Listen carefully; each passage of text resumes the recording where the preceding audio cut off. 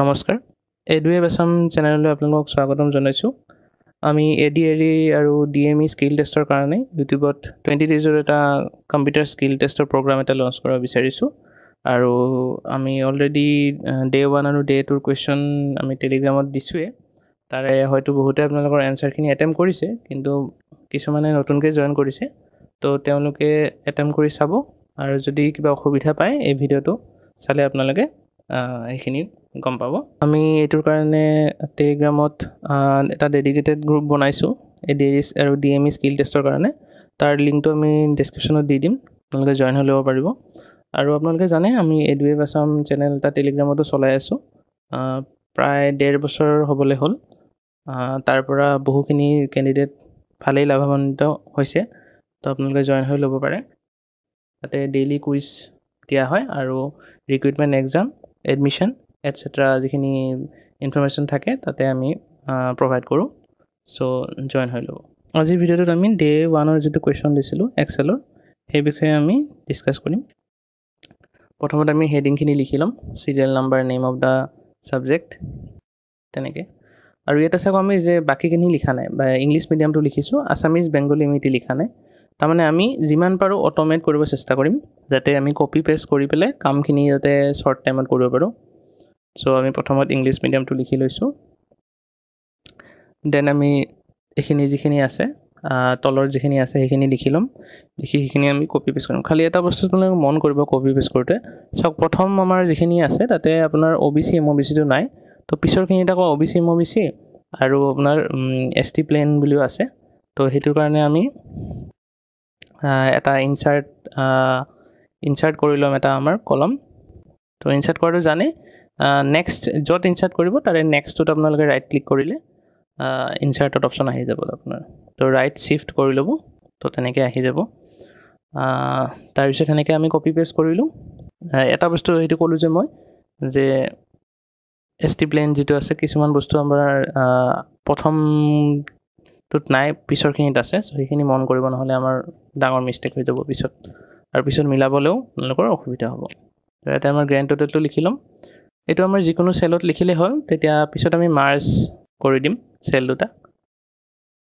আৰু কুৱেশ্যনটোত আপোনালোকে যদি কি কি টুল ইউজ হৈছে নাজানে তেতিয়াহ'লে কুৱেশ্যনটোত এবাৰ চাই ল'ম তাতে টুলখিনি দিয়া থাকিব এতিয়া আমি মেইন হেডিংটো লিখিলোঁ আৰু এটা বস্তু মন কৰিব চাব আমাৰ নেম অফ দ্য ছাবজেক্ট আমাৰ অলপ কাৰেকশ্যন কৰিব লাগিব চ' আপোনালোকে কাৰেকশ্যনটো একেলগে মানে কৰিব গ'লে অলপ টাইম লাগি যাব এইটো ৱৰ্ডত হ'লে আপোনালোকৰ লগে লগে কৰি যাব কাৰেকশ্যনটো কিন্তু এক্সেল হ'লে আপোনালোকৰ মানে কামখিনি ফাষ্ট কৰিব লাগিব তো আমি এইখিনি কাৰেকশ্যনৰ কাৰণে পিছত আমি অলপ টাইম ৰাখিম 1 মিনিট ৰাখিম যাতে আমি টেবুলটো এবাৰ চাই এবাৰ স্পেলিংখিনি চাব পাৰোঁ কাৰণ এইবোৰ বস্তু পটককৈ চকুত পৰিলে মাৰ্কছ নাকাটে এইবোৰত চকুত পৰিলে অলপ ইমপ্ৰেশ্যনটো বেয়া হৈ যায় তো তেনেকৈ আমি হেডিংটো ইয়াত লিখি ল'লোঁ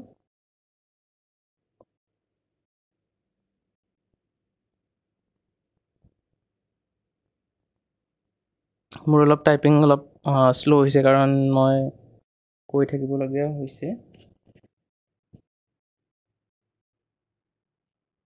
এতিয়া আমি ছাবজেক্টখিনি লিখিম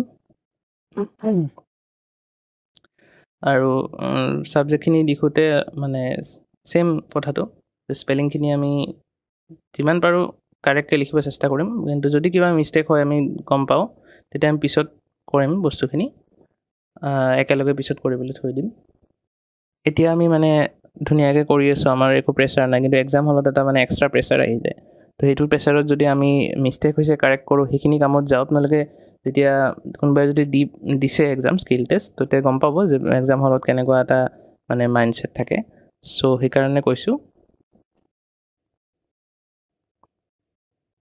গ্ৰেণ্ড টোটেল এইটো আমাৰ তেনেকুৱা তাত যেনেকৈ আমাৰ মাৰ্কছ কৰিব লাগিল এইটো গ্ৰেণ্ড টোটেল আমি মাৰ্কছ কৰি দিম চিৰিয়েল নাম্বাৰ এইটো চাই লওক 1 and 2 যদি আপুনি চিৰিয়েলি লিখিব লাগে চিৰিজটো লিখিব লাগে তেতিয়া আমি 1 and 2 টাইপ কৰিম 1 টাইপ কৰি যদি আপোনালোকে যদি ড্ৰেগ কৰে তেতিয়া চাব আপোনালোকৰ 1 গোটেইখিনি কপি হ'ব চ' এইটো চিৰিয়েল নাম্বাৰ কেনেকৈ কৰে চাই ল'ব একবাৰ যে আমি 1 2 দুটা চেল লিখি পেলাম তাৰ পৰা আমি ড্ৰেগ কৰিম তো তেতিয়া আমাৰ কি হ'ব 1ৰ পৰা যিটো চিৰিজ আছে সেইটো ফৰ্ম হৈ যাব চ' এইটো আমাৰ চাই লওক এইটো এনেকৈ আমি মাৰ্জ কৰিম মাৰ্জ এণ্ড চেণ্টাৰ বাকী বেলেগ অপশ্যনো আছে তাতে মাৰ্জ এণ্ড চেণ্টাৰৰ বাহিৰে, কিন্তু আমি সেইখিনি ইউজ নকৰোঁ। নৰ্মেলি আমি মাৰ্জ এণ্ড চেণ্টাৰটো ইউজ কৰোঁ। মাৰ্জ একৰছ থাকিব আপোনালোকৰ বা মাৰ্জ চেল থাকিব, তো সেইখিনি আমাক নালাগে।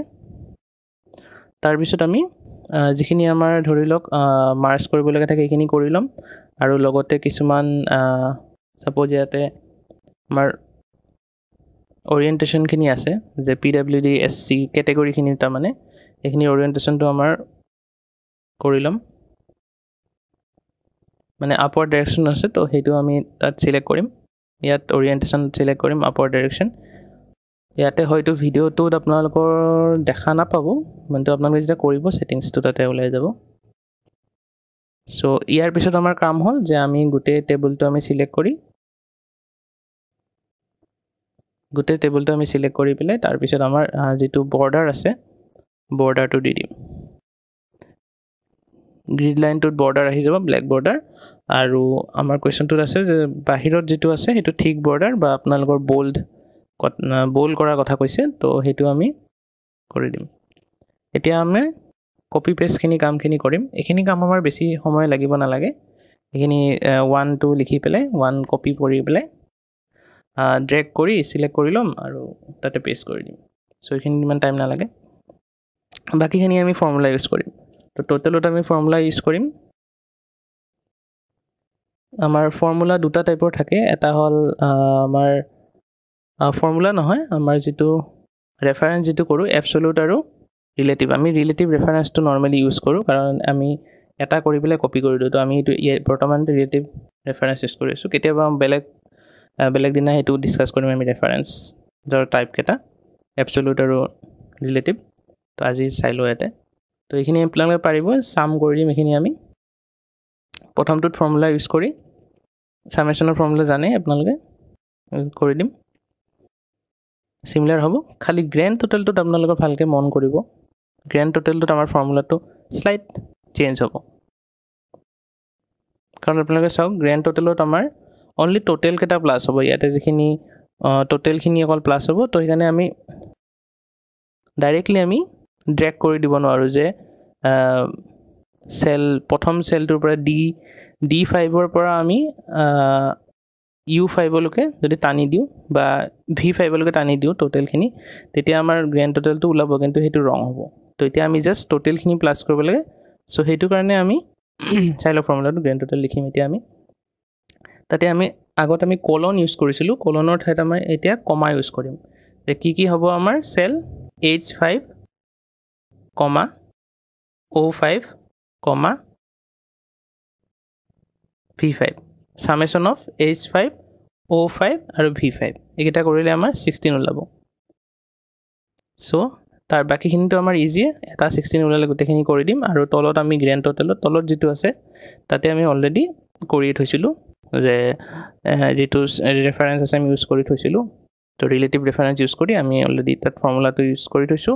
পিছত আমি 16 যেতিয়া আমি কৰিলোঁ, ইফালে 16 কৰিলোঁ, তেতিয়া নিজে অট'মেটিকেলি তাতে কেলকুলেট কৰি 176 লৈ লৈছে।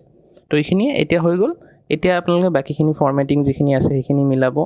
ক'ৰবাত যদি তল ওপৰ হৈছে কিবা সেইখিনি মিলাব। আৰু এটা বস্তু চাই ল'ব যে আমাক যিখিনি টুল মেনশ্যন কৰিছে সেইখিনি টুল আমি ইউজ কৰিছোঁ নে। যেনেকুৱা আমাৰ এতিয়া মই ইয়াতে ইউজ কৰা নাই, কিন্তু আপোনালোকে মই কুৱেশ্যনটোত দিছিলোঁ যে ছেকেণ্ডাৰী আৰু স্কুলটো আমাৰ নেক্সট ৰ'ত গুচি গৈছিল, যিটো টপ হেডিং আছে। তো সেইটোত আমি কি কৰিছিলোঁ যে আমাৰ ৰেপটেক্স অপশ্যনটো আপোনালোকে হয়তো জানেই, কাৰণ এক্সেলত প্ৰথম ৰেপটেক্স কৰিবলগীয়া হয়েই। চ' ৰেপটেক্স কৰিলে সেইটো বস্তু আপোনালোকৰ স্কুল আৰু আমাৰ যিটো প্ৰথম টপ হেডিংটো যিটো আমি কুৱেশ্যনত যেনেকৈ আছে তেনেকৈ আপোনালোকে কৰিব পাৰিব। আৰু যদি মিলাব নোৱাৰে তেতিয়া ফণ্টটো বঢ়াই দিলে হ'ল। ফণ্টটো বঢ়াই দিলে নেক্সট ৰ'ত গুচি যাব। চ' এইখিনিয়ে। বাকী আমাৰ যিখিনি ফণ্ট আছে সেইখিনি আমি অলপ ধুনীয়া কৰিব চেষ্টা কৰিম। আৰু নৰ্মেলি আমাৰ এৰিয়েল ফণ্ট ইউজ কৰে আমাৰ যিখিনি অফিচবিলাকত। তো পাৰিলে হেডিংবিলাক এৰিয়েল ফণ্ট ইউজ কৰিব, বা যিটো চুইটেবল হয় আৰু আপোনালোকে চালে গম পাব।